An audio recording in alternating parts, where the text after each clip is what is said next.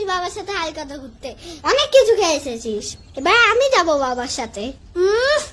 এবারে আমি যাবো বাবার সাথে? বাবা তোকে নিয়ে গেলে তবেই না যাবি? এবারেও আমি যাব, তুই বাচ্চার মতন থাকবি। ও মা, আচ্ছা দুজনেই যাবি। এখন ছাতু শরবতটা খেয়ে নে দেখি। সত্যেন্দ্র ছাতু আমার একটু বেশি করে দাও, তাহলে আমি শক্তিশালী হয়ে যাব। আমারটা একটু লেবু দিয়েছো? হ্যাঁ দিয়েছি, খেয়ে নে তো তাড়াতাড়ি। আমার অনেক কাজ, এই গরমের মধ্যে দাঁড়িয়ে এখন অনেক রান্না করতে কি হবে। কি রান্না করবে গো এবারে? শাক করবে না কিন্তু এবারে। আমি কি গরু নাকি ওসব বন জঙ্গল খাবো? ও কাকিমা, শুভ নববর্ষ। দেখেছো, ভালো মন্দ খাবারের কথা হতে না হতেই পল্টু আবার এসে হাজির।